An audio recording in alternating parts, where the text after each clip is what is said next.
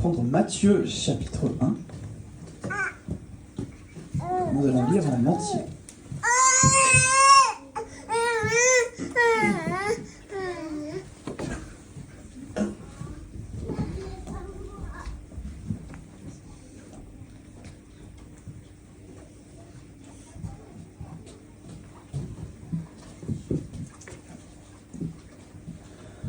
Matthieu chapitre 1. Voici la généalogie de Jésus-Christ, fils de David, fils d'Abraham. Abraham eut pour fils Isaac. Isaac eut Jacob. Jacob eut Juda et ses frères. Juda eut Péretz et Gérach de Tamar. Péretz eut Étrom. Étrom eut Aram. Aram eut pour fils Aminadab. Aminadab eut Nachom. Nachom eut Salmon. Salmon eut Boaz de Rahab. Boaz eut Odeb de Ruth. Odeb eut pour fils Isaïe. Isaïe eut David. Le roi David eut Salomon, de la femme d'Uri. Salomon eut pour fils Roboam. Roboam eut Abija. Abija eut Asa. Asa eut pour fils Josaphat. Josaphat eut Joram. Joram eut Osias. Osias eut pour fils Jotam. Jotam eut Achaz. Achaz eut Ézéchias. Ézéchias eut pour fils Manassé.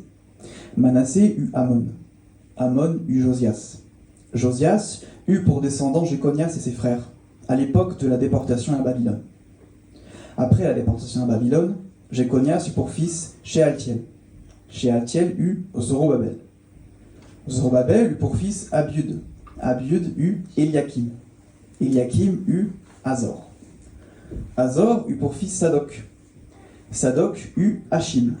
Hachim eut Eliud. Eliud eut pour fils Éléazar. Éléazar eut Mathan. Mathan eut Jacob. Jacob eut pour fils Joseph, l'époux de Marie, de laquelle est né Jésus, qu'on appelle le Christ. Il y a donc en tout 14 générations depuis Abraham jusqu'à David. 14 générations depuis David jusqu'à la déportation à Babylone et 14 générations depuis la déportation à Babylone jusqu'au Christ. Voici de quelle manière arriva la naissance de Jésus-Christ. Marie, sa mère, était fiancée à Joseph. Or, avant qu'ils n'habitaient ensemble, elle se trouva enceinte par l'action du Saint-Esprit. Joseph, son fiancé, qui était un homme juste et qui ne voulait pas l'exposer au déshonneur, se proposa de rompre secrètement avec elle. Comme il y pensait, un ange du Seigneur lui apparut dans un rêve et dit « Joseph, descendant de David, n'aie pas peur de prendre Marie pour femme, car l'enfant qu'elle porte vient du Saint-Esprit. Elle mettra au monde un fils, et tu lui donneras le nom de Jésus, car c'est lui qui sauvera son peuple de ses péchés. » Tout cela arriva afin que s'accomplisse ce que le Seigneur avait annoncé par le prophète. La Vierge sera enceinte, elle mettra au monde un fils, et on l'appellera Emmanuel, ce qui signifie Dieu avec nous. À son réveil, Joseph fit ce que l'ange du Seigneur lui avait ordonné, et il prit sa femme chez lui. Mais il n'eut pas de relation conjugale avec elle, jusqu'à ce qu'elle ait mis au monde un fils, auquel il donna le nom de Jésus. À nouveau, bonjour à chacun, à chacune, et bienvenue. On est en petit comité aujourd'hui, et on en profite. J'espère que vous allez bien. Époque des fêtes, des congés, des voyages, des déplacements. Et ce qu'on va faire aujourd'hui, c'est qu'on est en train de voir la dernière de cette série. Comme Robin l'a évoqué, on a vu pendant tout le mois de décembre certains faits concernant Noël, concernant la venue de Jésus sur terre, qu'on a résumé avec ces titres: Dieu qui vient vers nous, Dieu qui devient comme nous, Dieu qui est pour nous, et puis aujourd'hui on va voir Dieu avec nous. Et vous l'avez remarqué dans le texte. Mais ça fait depuis les 3 dernières fois, en comptant celle-là, qu'on est en train de se pencher sur ce chapitre 1 de l'évangile de Matthieu pour se plonger dans le sens de Noël. Et ce que j'espère juste, c'est qu'on pourra être encouragé et avoir, durant cette période, le sens de Noël qui résonne dans nos esprits, et surtout avec cette idée de ce que signifie, de ce que représente et de ce que peut nous apporter l'idée d'un Dieu qui est avec nous. On va voir ce que ça veut dire. Et donc, juste pour réfléchir à cette idée, je vous propose aujourd'hui de voir comment on répare un carrelage brisé, ou plus précisément comment Dieu répare le carrelage brisé. Alors il faut que je vous mette au goût du jour. Pour ceux qui n'étaient pas là les dernières fois, les autres, vous verrez peut-être la référence à cette histoire que j'ai racontée. En fait, la dernière fois, lorsqu'on a vu Dieu pour nous, je faisais référence à une de mes patientes, alors que j'étais kiné, et moi je suis toujours kiné, mais j'exerce en tant que kiné dans le passé. Et je faisais des domiciles, et j'avais une personne âgée, une patiente qui avait du carrelage fendu chez elle. Et ça était à cause d'une fuite d'eau dans le sol, dans ses évacuations, dans sa plomberie, qui avait brisé tout le carrelage. Et dans un sens, pour réfléchir à cela, pour réparer cela, pour restaurer cela, ou quand on a un dégât des eaux, etc., ça n'aurait aucun sens, et c'est ce qu'on avait évoqué l'autre fois, ça n'aurait aucun sens de changer le carrelage, mais de ne pas réparer la fuite d'eau, de changer le carrelage et pas réparer la fuite d'eau ne ferait que amener un nouveau carrelage brisé, le problème se répéterait. Il faut guérir le mal à la racine, il faut réparer le mal à la racine. Et c'est ce qu'on avait vu la dernière fois avec l'idée de ce Dieu pour nous. C'est le verset 21 de ce chapitre 1 de Matthieu. On avait vu que la venue de Jésus-Christ est pour cette raison. Elle mettra au monde un fils et tu lui donneras le nom de Jésus, littéralement Dieu sauve, Jésus, car c'est lui qui sauvera son peuple de ses péchés. Et donc la venue de Jésus est pour guérir la racine profonde du mal, du péché humain, avant de réparer ses conséquences et ce monde qui est brisé, le carrelage brisé de ma patiente, et en quelque sorte ce monde brisé, les souffrances qu'on peut connaître, les conséquences de tout ce mal. Mais Jésus-Christ est venu en premier lieu pour réparer la racine du mal, la fuite avant de réparer le carrelage. Mais aujourd'hui, je vous propose de réfléchir à comment Dieu vient réparer aussi le reste et vient réparer ce carrelage. Pour se rappeler cette venue de Jésus qui vient guérir le mal à la racine, il faut remonter aux toutes premières pages de la Bible et lire ce verset qui est un verset peut-être programmatique, structurel, fondamental de toute la Bible. Dans les premières pages, en Genèse 3, verset 15, voici ce que Dieu dit au serpent qui vient semer le trouble dans ce monde. Il dit « Je mettrai l'hostilité entre toi et la femme, entre ta descendance, au serpent, et sa descendance, la descendance de la femme.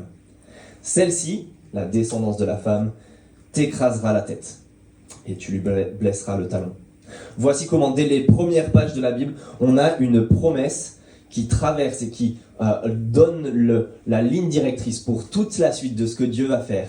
Il va intervenir pour régler ce problème qui est là à l'origine, et il va régler ce mal à la racine. Et c'est ce qu'on a vu avec ce tout début de l'évangile. Matthieu 1, verset 1, un fils. Elle mettra au monde un fils, cette descendance. Tu lui donneras le nom de Jésus parce que c'est lui qui sauvera son peuple de ses péchés. Voilà donc, on démarre avec ça, la descendance tant attendue qui accomplit toutes les promesses de tout l'Ancien Testament, de tout ce que Dieu a révélé jusqu'ici. On avait vu la dernière fois, qui étaient comme des poupées russes. Vous savez, qui s'emboîtent les unes dans les autres, mais dont celle de l'intérieur est ce verset en Genèse 3,15. Une descendance qui vient régler le problème du mal et sauver son peuple, l'humanité de ses péchés. Comment, on va voir la suite, mais comment déjà bénéficier de ça ? Comment bénéficier de ça ? Et dans un sens, comment en bénéficier, c'est un peu, même si on n'est pas dans la même situation que lui, on est un peu appelé à vivre la même chose que Joseph.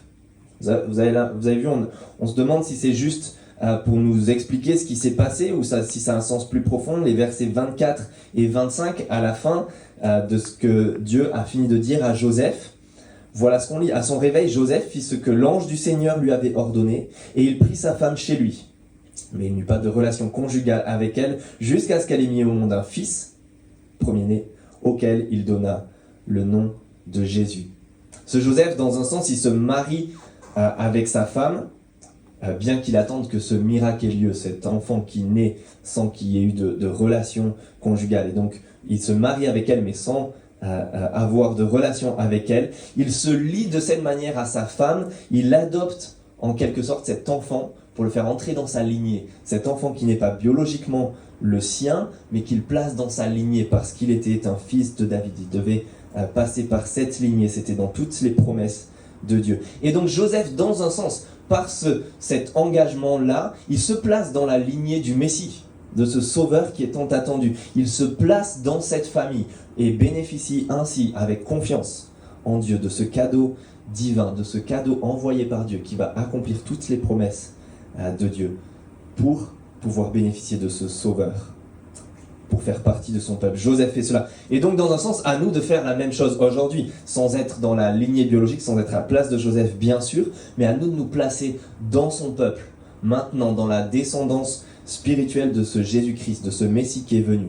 À nous de nous placer dans son peuple pour faire partie de sa famille et surtout recevoir tous les bénéfices de ce que ce Sauveur est venu accomplir. Il sauvera son peuple de ses péchés, nous avons lu.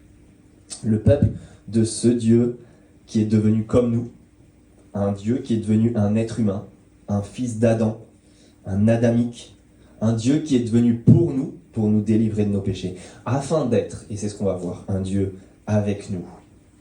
Ça, c'est Emmanuel. Et donc, on en arrive là, et peut-être qu'on aurait pu me poser cette question très bien, d'être sauvé de ses péchés. J'entends ça, de guérir le mal à sa racine. J'entends que c'est le message de l'évangile, de ce que Jésus-Christ est venu faire. Mais que fait-on avec le mal, pas le mal que l'on commet? Et peut-être que Jésus est venu pour nous délivrer de cela, mais que fait-on avec le reste? Que fait-on, et peut-être que c'est votre cas, et c'est peut-être quelque chose qui vous turlupine, qui vous torture ou qui vous fait souffrir jour après jour, que fait-on avec le mal subi? Que fait-on avec le mal qu'on a subi? Que fait-on avec la souffrance que l'on connaît? Que fait-on avec toutes les conséquences de ce monde dans lequel on vit et de ce mal, cette souffrance, cette douleur que l'on connaît et que l'on subit plutôt que de commettre? On fait quoi en quelque sorte avec ce carrelage brisé maintenant, fendu? Est-ce que Jésus est venu, il a réparé la fuite d'eau, il est venu pour pardonner du péché? Très bien, mais ne fait-il rien? Et ça, c'est la question qu'on peut avoir, que vous vous posez peut-être, ou qu'on vous a posé autour de vous, si vous avez parlé de la foi en Jésus-Christ. Mais que fait Dieu? Où est-ce qu'il est? On a cessé de croire en lui, puisqu'apparemment il ne fait rien. Il n'y a que à regarder l'état de notre monde, il n'y a que à regarder l'état de ma vie, il n'y a que à regarder l'état de notre société, et on est vite déçu. Que fait ce Dieu? Et il faut reconnaître que c'est quelque chose qui nous préoccupe, et qui nous préoccupe parfois peut-être plus. Tout ce que l'on est en train de subir, de connaître, nous préoccupe parfois bien plus que ce que nous l'on a commis en termes de mal. Ça nous importe plus qu'on nous règle les problèmes de notre souffrance, de ce que l'on subit, plutôt que du mal que nous l'on a commis ou qu'on est en train de commettre. Et donc Dieu ne laisse pas ça sous le tapis. Dieu ne laisse pas ça de côté. Ça, c'est la promesse de ce dernier prénom. Si vous vous souvenez, ces 3 dimanches, on a vu que c'est une histoire de prénom. Adam, c'est l'idée d'un Dieu qui devient comme nous, humain. Jésus, c'est ce Dieu pour nous, qui sauve de ses péchés. Mais voici la promesse du dernier prénom, Immanuel, Dieu avec nous, Emmanuel. Et vous avez vu les versets 22 à 23 de ce qu'on a lu, je vais le relire. Tout cela arriva, tout ce qu'on a vu jusqu'à maintenant, tout ce message de l'évangile est pour nous amener ici. Tout cela arriva afin que s'accomplisse ce que le Seigneur avait annoncé par le prophète. La Vierge sera enceinte, elle mettra au monde un fils et on l'appellera Emmanuel, ce qui signifie Dieu avec nous. Tout cela est pour nous emmener là. Ça, c'est ce qu'on va voir, c'est la promesse d'un renouveau. Si Dieu est avec nous, c'est la promesse d'un renouveau. Non seulement de guérir les racines, oui, mais de guérir aussi les conséquences, le reste de l'arbre. En quelque sorte, cette venue de Jésus, elle signe le début de la fin. Elle signe le début de la fin du mal, de la fin de ce monde et toutes ses conséquences. Oui, Jésus a commencé à faire cette œuvre. Oui, il est venu en premier lieu pour le mal à la racine. Il est venu pour pardonner des péchés, mais ce n'est que le début de la fin. Le reste, il ne le laisse pas de côté. Et Dieu va réparer par Jésus-Christ ce monde brisé et toutes ses conséquences. Mais pour le voir, et ça c'est la promesse de cet évangile, de cette bonne nouvelle, et j'espère que c'est cette promesse de ce prénom, de cet Emmanuel, de ce Dieu avec nous, va nous aider à y penser à ce Noël, pendant ces fêtes, en cette fin d'année, en le début d'année même de 2025. La promesse d'un Dieu avec nous, c'est la promesse d'un Dieu qui va réparer tout ce monde brisé, et ce n'est que le début de la fin. de ce que Jésus est venu accomplir à Noël.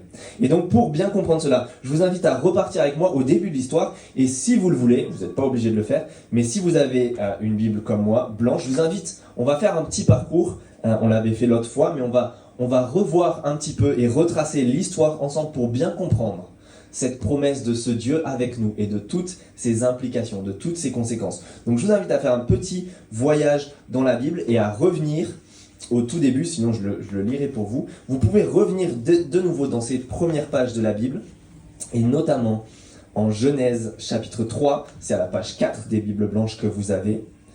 Et on revient au tout début de l'histoire. Là, je vais juste accrocher mon micro un moment, comme ça je serai plus à l'aise.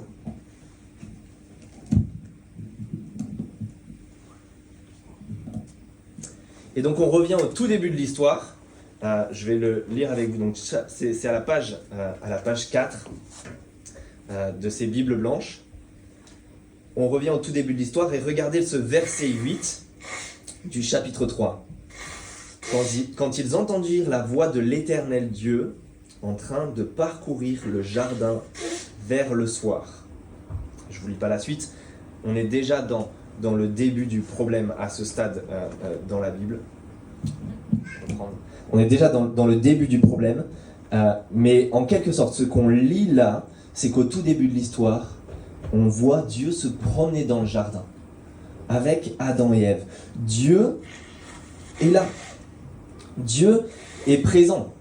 Dieu est avec eux, avec Adam et Ève. Dieu est avec nous, avec l'humanité. Et tout va bien. Tout est pour le mieux. On est en train de se balader dans un jardin, dans un paradis, au frais du soir, en plein été, il faut imaginer, plutôt qu'en hiver.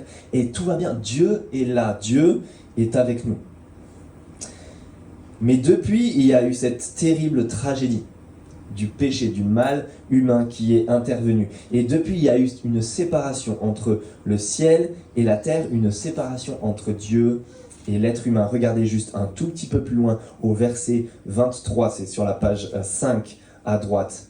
Ainsi l'Éternel Dieu le chassa, Adam, le chassa du jardin d'Éden pour qu'il cultive la terre, d'où il avait été tiré.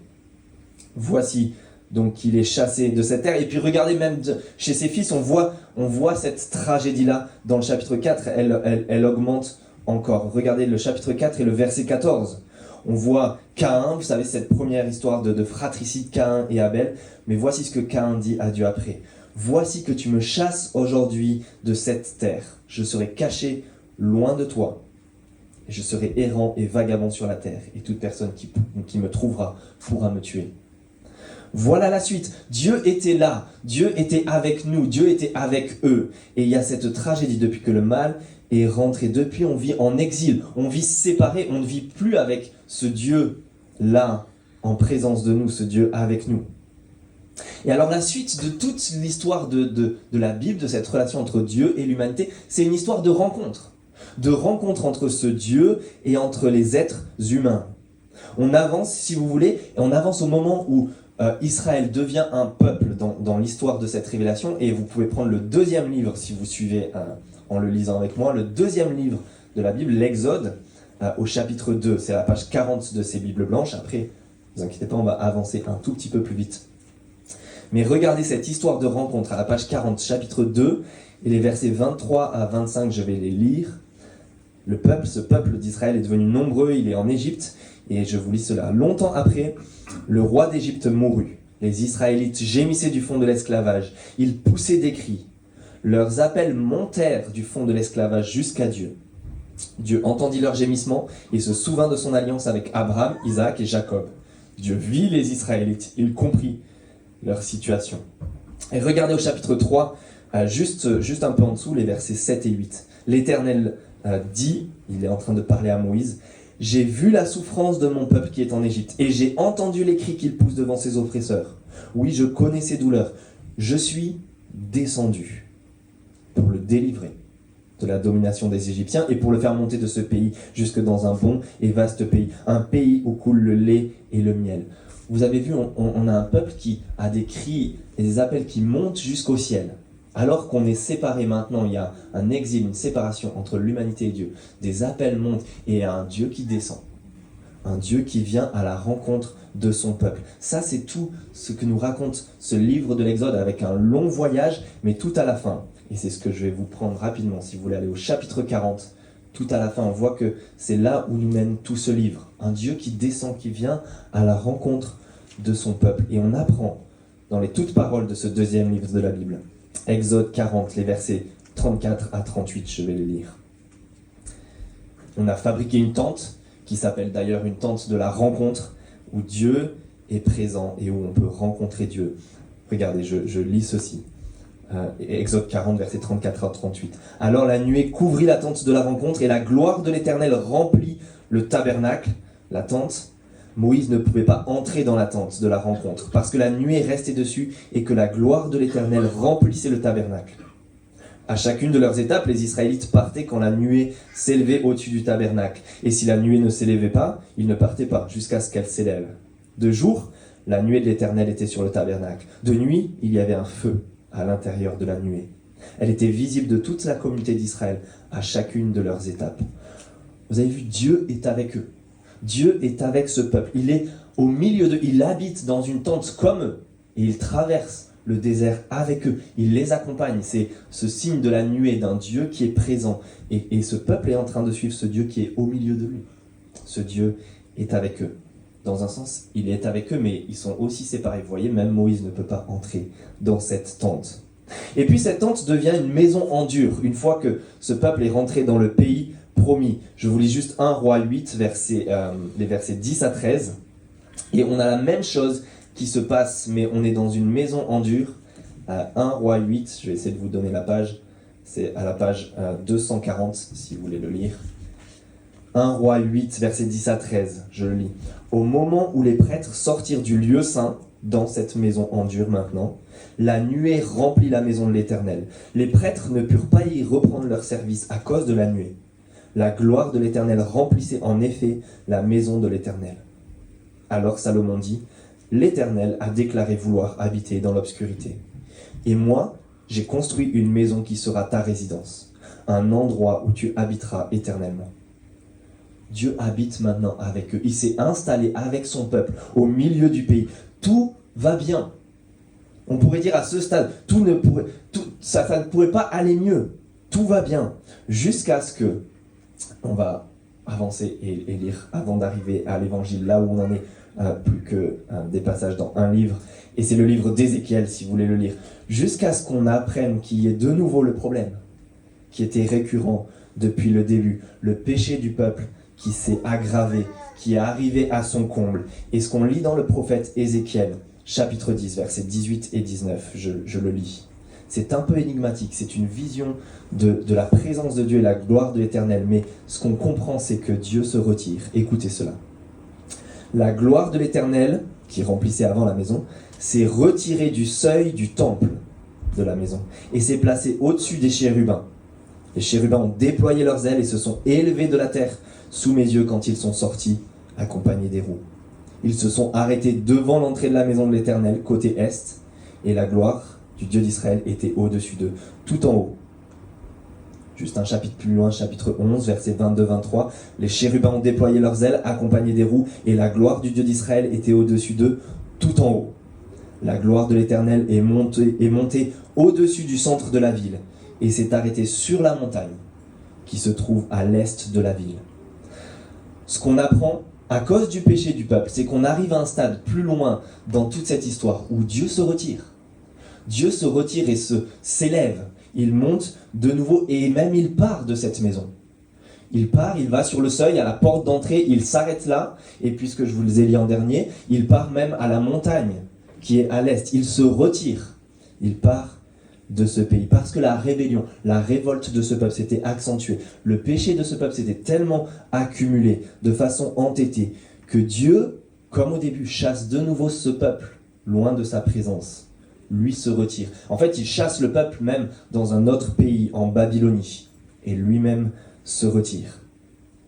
Si bien qu'on arrive à un stade où on a besoin d'une nouvelle rencontre, on a besoin de nouveau de ce Dieu qui vienne On a besoin on ressent fortement le manque de la présence de ce Dieu.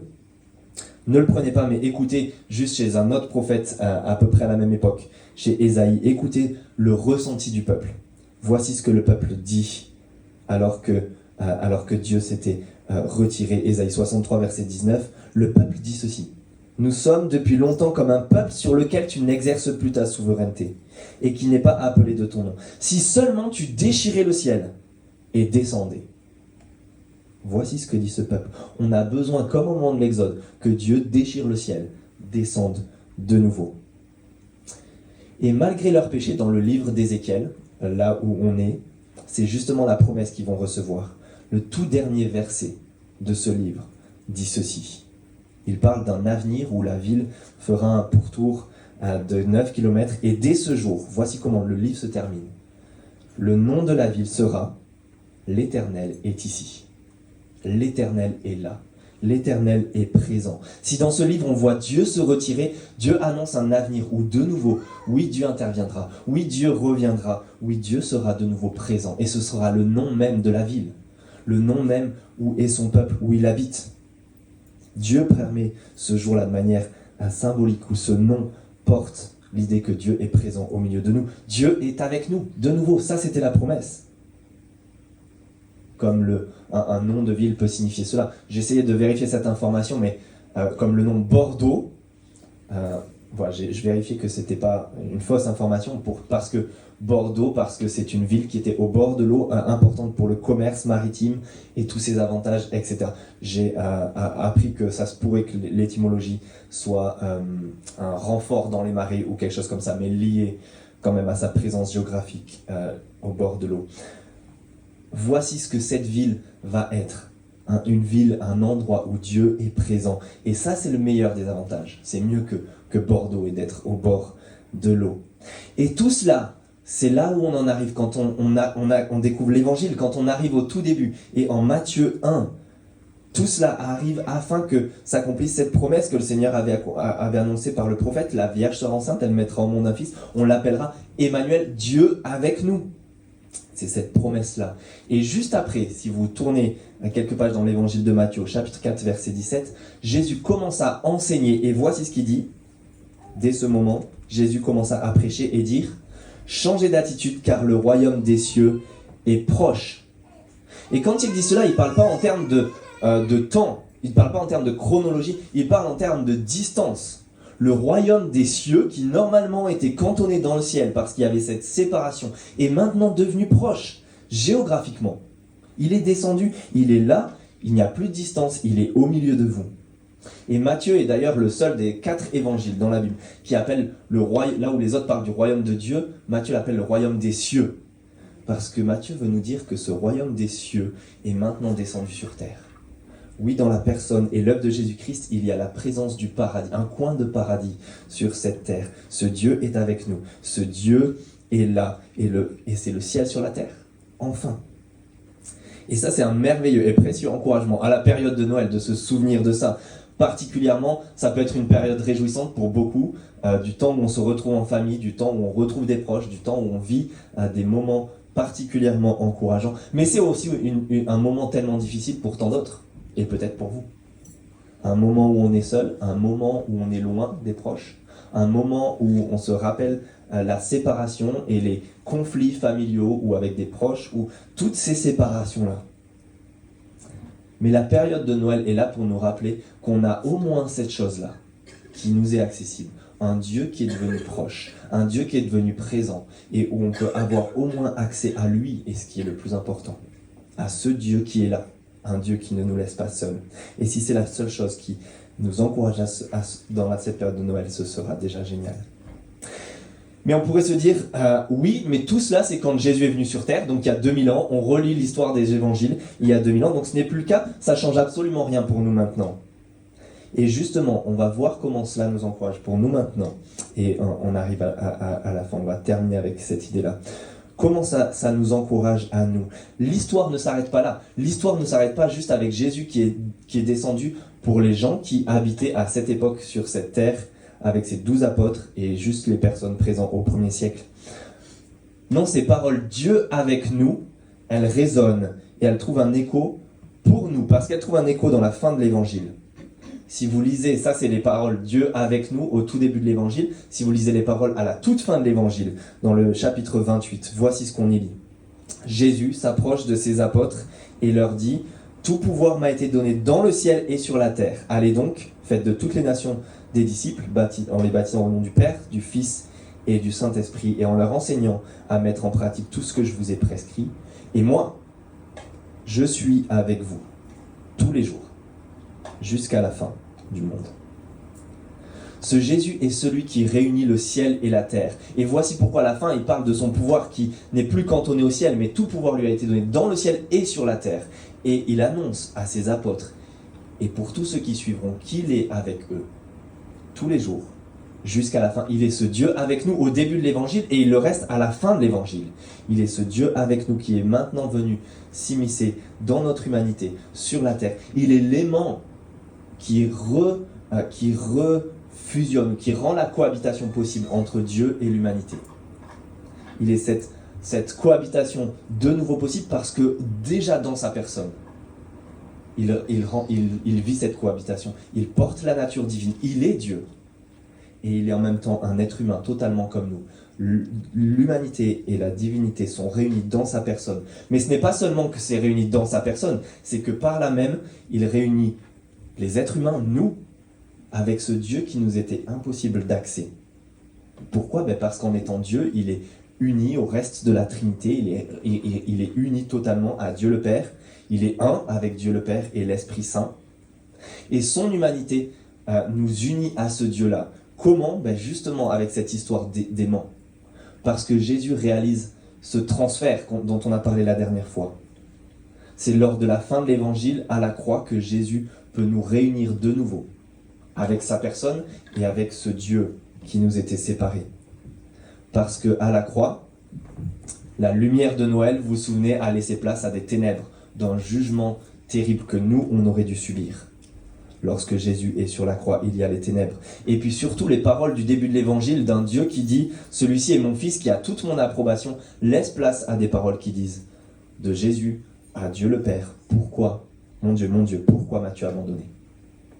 Laissant entendre qu'il subit la colère, le châtiment divin, ce que l'humanité méritait.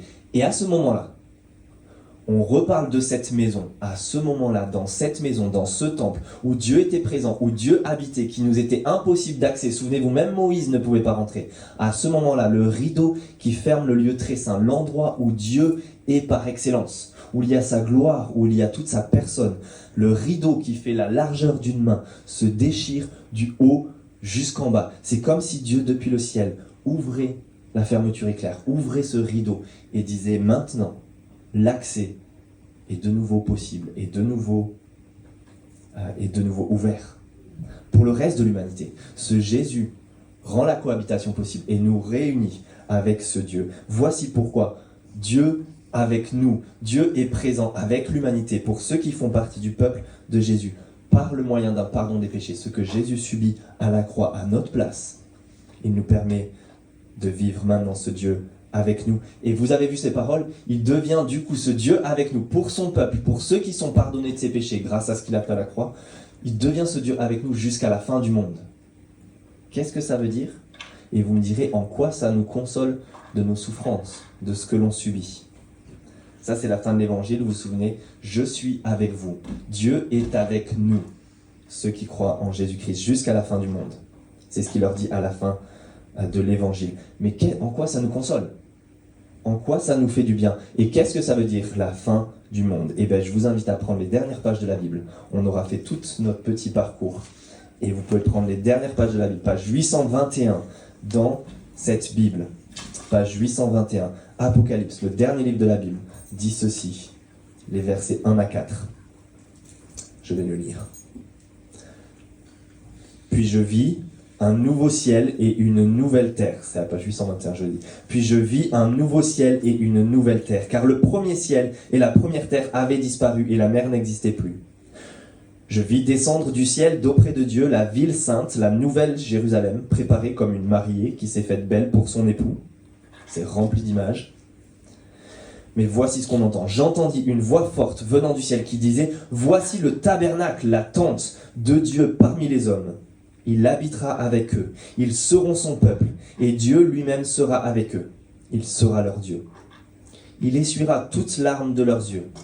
La mort ne sera plus, et il n'y aura plus ni deuil, ni cri, ni douleur, car ce qui existait avant a disparu. » Dans ce dernier livre de la Bible, rempli de symboles, on voit une nouvelle création, une création renouvelée qui descend du ciel, de nouveau, cette réunion du ciel et de la terre, d'auprès de Dieu. Une nouvelle création comprenant des cieux et de la terre, rendue enfin parfaite, telle qu'elle était et qu'elle devait être depuis le début de l'histoire.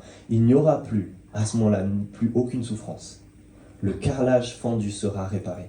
Plus de larmes, plus de deuil, plus même de mort, parce que la question du mal et du péché aura même été réglée. Et ça, c'est ce qui est rendu possible par la venue de ce Jésus-Christ, par le message de Noël, par le message de ce Dieu avec nous, qui règle d'abord la question du mal objectif, du péché, pour qu'on puisse faire partie de son peuple et connaître à la fin de l'histoire ce moment où Dieu sera présent, où il sera là, parfaitement et continuellement, ce qu'on aspire tous, à une vie sans souffrance et où ce Dieu sera ce Dieu avec nous. Le voilà, notre monde réparé, tout neuf. Et il dit dans la suite, si vous lisez les versets 5 à 8, que cela est d'un accès gratuit, que celui qui a soif a venir juste à boire. L'eau est donnée gratuitement, et que Dieu sera notre Dieu et qu'on sera son Fils. Mais pour ceux qui restent en dehors de son peuple, eux connaîtront du coup le jugement, pour que ce mal n'existe plus dans ce nouveau monde. Il y a donc deux possibilités à la fin de l'histoire. Soit l'on fait partie de son peuple, du peuple de ce Jésus-Christ, et on bénéficie de ce Dieu avec nous et de son monde renouvelé, de ce monde où on vit pleinement Emmanuel, Dieu avec nous. Soit alors il reste la terrible nouvelle de faire partie du mal commis et d'être jugé à la fin de l'histoire. Et donc en attendant, si on fait partie de son peuple et si on bénéficie déjà de ce Dieu avec nous, d'ores et déjà, Dieu est avec nous tous les jours, jusqu'à la fin, jusqu'à ce moment, en attendant. Et donc c'est peut-être la chose que l'on peut avoir en tête à Noël. Si Noël, c'est l'idée de ce Dieu avec nous, de cet Emmanuel, il est déjà avec nous. Et il est jusqu'au moment. Et ça veut dire qu'il est jusque dans l'avenir, au moment où tout sera réparé, pour un espoir réel de guérison, de consolation sur le mal et la souffrance, sur nos plus terribles douleurs. Mais il est déjà présent aujourd'hui avec nous. Et je vais finir avec cette petite illustration, peut-être humoristique, mais qui est bien réelle quand on parle de Dieu avec nous. Vous avez peut-être vu OSS 117, je pense que c'est dans le 2e, et il y a un moment où Jean Dujardin est dans un avion qui crache, il est en train de parler à la femme qui l'accompagne, Dolores, et l'avion est en train de se cracher, il est en train de dire les moteurs sont en feu, les moteurs sont complètement HS, on voit la forêt amazonienne, ils sont en train d'aller se cracher, et Jean Dujardin dit, il n'y a pas grand chose qui va. Et Dolores, juste paniquée à côté, dit, mais qu'est-ce qui va bien? Et lui se retourne avec un grand sourire, l'avion en train de se cracher, dit, et Dolores, je suis là, Dolores. Et ça, c'est humoristique, bien sûr, parce que c'est pas censé nous rassurer, ça va pas du tout la rassurer, du tout, ni rien arranger, surtout quand on le connaît.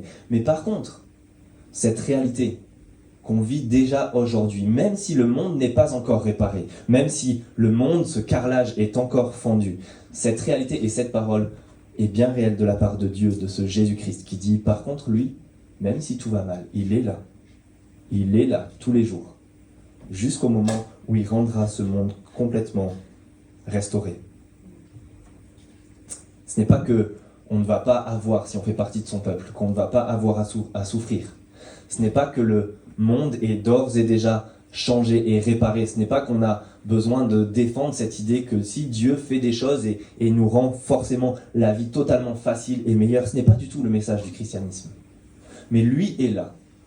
Et il est suffisant même quand tout va mal. Il est là même quand le pire est devant nous. Et surtout, il est là pour nous indiquer qu'il sera là jusqu'au moment où tout sera réparé. Pour qu'on l'attende jusqu'à la fin. Pour qu'on le vive. Et donc, il est déjà Dieu avec nous dans cette période de Noël, même quand tout va mal. Et il le sera jusqu'au moment où on sera dans son monde restaurés avec lui. Et ça, j'espère que c'est la promesse de Noël qui va nous encourager et nous enchanter. Je vous propose de prier. Notre Père, nous voulons te remercier dans cette période de Noël pour la venue de Jésus-Christ. Pour ce Jésus-Christ qui nous signifie Dieu avec nous. Cet Emmanuel. On te loue pour cela et on veut te rendre gloire de ce que le ciel et la terre ont pu être réunis, de ce que tu es fait de nouveau irruption dans notre monde. Merci parce que tu as déchiré ce ciel et tu es descendu dans la personne de Christ. Merci parce que tu as guéri le mal à sa racine et tu peux nous pardonner objectivement du tout le mal commis, de toute notre relation en rébellion, en révolte, en ignorance, peut-être juste parfois contre toi. Ce mal objectif peut être pardonné et nous pouvons recevoir ton approbation totale, celle que tu as eue pour Jésus-Christ, et faire partie de son peuple. Merci parce que c'est le rappel que tu es un Dieu avec nous dans ce monde, qu'il n'est pas encore restauré, mais qui le sera lors du retour de Jésus-Christ que nous attendons du ciel, pour vivre cette consolation et cette restauration. Et en son nom, nous te demandons de nous encourager, nous rappeler cela dans cette période de Noël, dans le nom de ce Jésus-Christ. Amen.